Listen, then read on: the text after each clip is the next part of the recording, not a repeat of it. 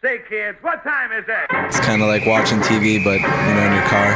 104.7 The Cave, Mike the Intern, Jay Stevens. It is Dark Side of the Stream, episode 197 this week. Was Jay's pick, a documentary series on Netflix called How to Rob a Bank. Now, first out of the gate, I want to say thank you for picking a really nice, concise documentary, not like a 10-episode thing that could have been one. I got you. Perfect. But I also got one question. Why in the hell did you make me watch a documentary with so much frontal male nudity? Oh, I was hoping you were going to bring this up. You're like, this is. Tell me he was not a man. Tell me he was not a man of my own heart. I don't know about this guy. What this hippie? Oh, he's naked. He would stand out there naked. Jay's immediately in, bro. So yeah, he had long hair. There was a lot of hanging. Oh, my chair just broke. See how excited he is. See how excited he is. He can't even. Can't even afford chairs around here. Oh no, it sank. The deal's going. He's falling. He's falling in his chair because he's so excited of this guy. Well, I can appreciate the beauty of a male or female. That's the sweeper for the show. The sweeper is just going to say, I can appreciate the beauty of a male, and we're going to cut it off right at that point. Tyler, that's the mark right there. 2 minutes in, buddy. Again, we are Mike the Intern, Jay Stevens, Dark Side of the Street. Talking naked dudes. This naked guy that is in a lot of home movies on this documentary series called How to Rob a Bank that talks about the Hollywood bank robber that was active in the Seattle area in the 90s. Bro. I don't want to spill all the candy because there's so much to talk about. Tell me he was not living the dream, bro. Walking around naked in a treehouse. Built a massive treehouse. Robbing banks, man. I thought, first of all, that the directors, producers of this documentary did such an amazing job of really telling kind of multiple stories at the same time because I remember. I know I'm going to talk about Unsolved Mysteries. I even remember that Unsolved Mysteries where they're trying to find this dude. Oh no way! Oh yeah, because they had no idea. They were talking about his getup, how many banks he'd hit. Oh yeah, they were. Oh bro, yeah. He was slick. It was a big deal. He was slick, and it was such a big deal because he was so good at it. They had no idea, even up until the point where they caught him. They didn't know that he had accomplices at all. They just assumed it was one guy. Yep. They guessed. What was funny to me was, and we'll get into the story when we go down, but I wanted to bring this up too, is that when we were talking to the FBI agent and the police, they obviously those guys still to this day don't like each other. Yeah. Oil and water.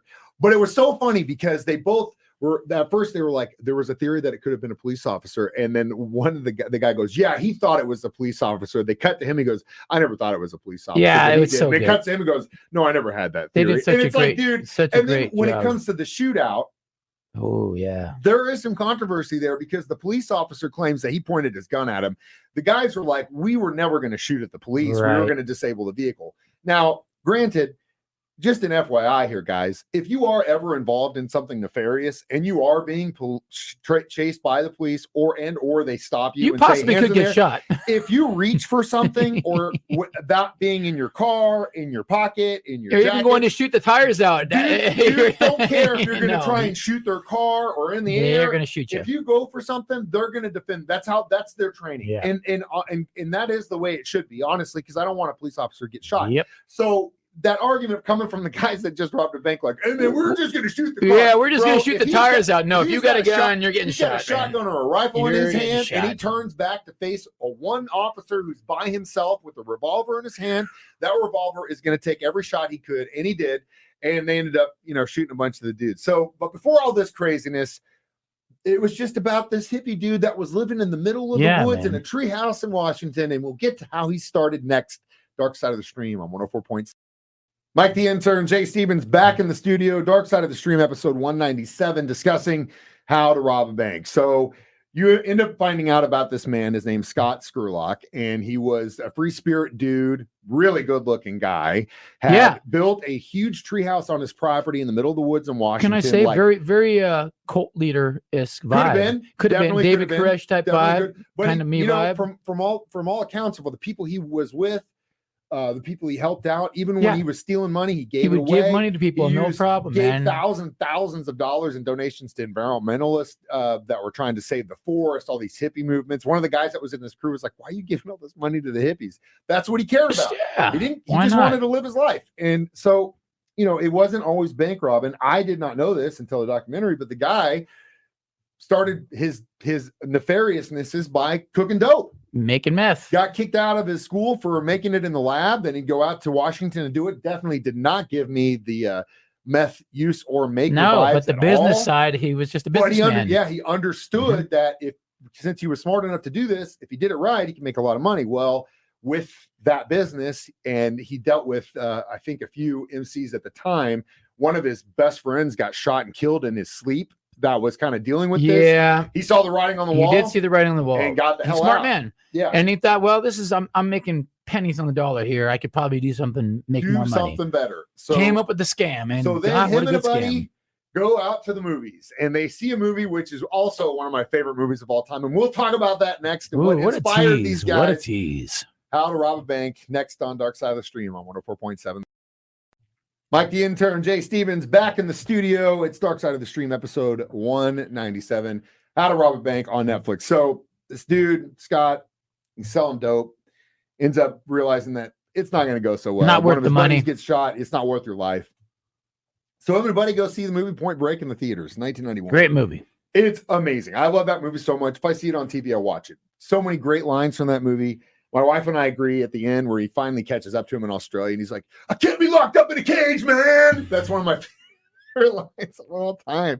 But Scott took that movie to heart. He looks at Bodie. He's like, "Bodie, you got it right. This is what Why we're be doing. a slave when you can be a master?" This is what we're doing. And so him and a buddy say, "Screw it." They put on the dead president's masks, and they walk into a bank and fumble it completely. No plan. I somehow get away from it. Yeah. Get away scot-free. On the way out, his buddy's like, "I'm not doing this anymore."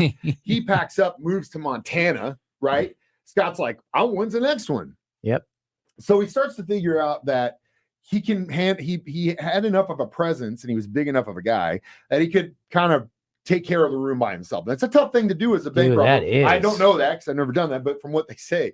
But he also did need some help, and it was ingenious that he hooked up with this dude that basically was his lookout outside, wasn't his driver. He would just sit there and post up. I don't even know how many times he would be hanging out with the police.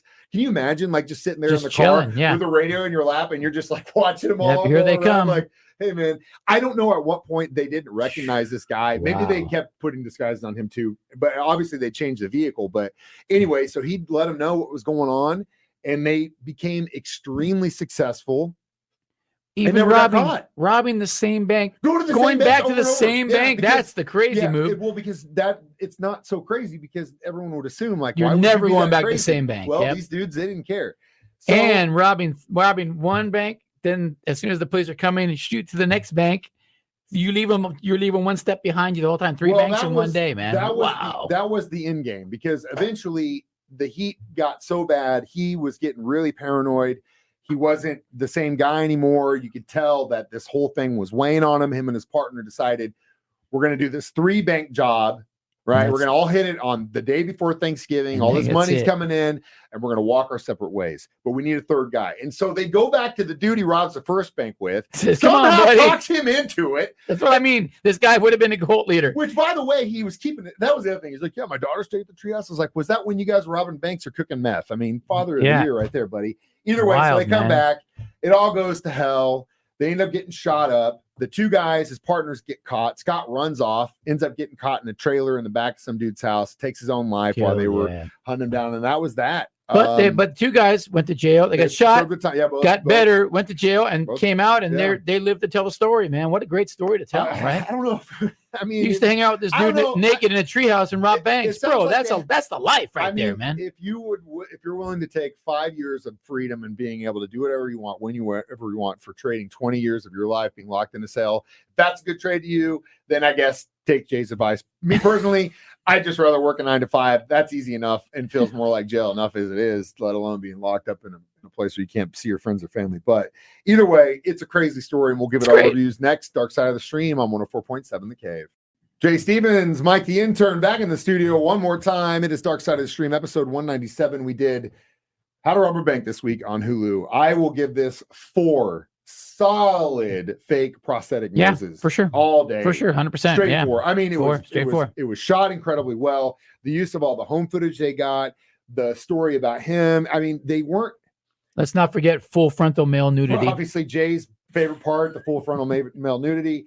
You got to remember, like, this guy, he was a criminal, and they definitely did a good job of. He was a good dude, man. Well, but you got to be careful not romanticizing that thing, because of obviously you had victims, even though he didn't shoot anybody. No, he never hurt anybody, man. I'm gonna ask you this question: the next time you're sitting in a bank and someone comes in there while you're making a deposit and they pull a gun in your face, how are you gonna feel about that? Well, you don't think that you're? I avoid that by never going into a bank. But you see what I'm saying? You go to the gas station to get a soda with your kid. Some guy comes in there, robbing, put a gun in your face. How are you gonna feel about that afterwards? Not a good time. No, you're not. So there were victims in this, and they did a great job of painting that out. That even though, he kept it cool, no one ever got shot. He was like a Robin Hood almost. Dude, there was one girl who was robbed multiple times by the same dude. Jeez, man, I know, right? Same bank. You can't say victimless, because me personally, if I was in a situation with my kid and someone put a gun in my face and I didn't have a way to defend myself in that situation,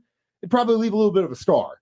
So, at the end of the day, he did what he did, but you can't romanticize the fact that this guy definitely robbed banks and definitely messed with people, even though they didn't kill anyone. And it's always good to see the cat and mouse game between when they interview the officers and the guys. I get so angry good. at these guys, especially in law enforcement, that just can't admit that they were wrong. And then it's just like, I'm like, dude, if you were that good, you wouldn't have been able to rob all these banks. Okay? So come on. Like, get off your horse. Like, don't. And I think at one point, one of them did say that was the thing he regretted the most, so they didn't get to talk to him. But that was Scott Steele. He was in control of his own fate, and screw you. Yeah, and at the end of the day, he did what he said he was going to do. So you know what? That's a life. He is my age. He took his life when he was my age, which is just crazy to think that he had that kind of a life. I mean, wild, man. Unbelievable. All right. So as always, our homework assignment for next week, it's my turn. I just came across this. We were looking for something to watch. I'm not going to go through, there's multiple seasons of it. We're just going to focus on the first season, which is just 3 episodes, The Food That Built America. Perfect. And it talks about the Kellogg family, the Post family, the Hershey's, what's Heinz family. And it's unbelievable. All right. Some of the stuff, McDonald's brothers, all this stuff. Wow. You will enjoy it and find out all about the food we eat every day and how the world was changed by these guys and these titans of industry on our next episode of Dark Side of the Stream, which you can always watch us do live on Facebook at 9 a.m. every Thursday, or YouTube. Download it as a free podcast on our 104.7 The Cave app, or listen to us do it live every Thursday at 9 a.m. or 6 p.m. on 104.7 The Cave. I am Mike the Intern. I am Jay Stevens. I almost said Jay Stevens. You can be me. I don't know about today. You too can be me. You too can be me. Either way, we watch movies. You don't have to. So you don't have to. It's Dark Side of the Stream on 104.7.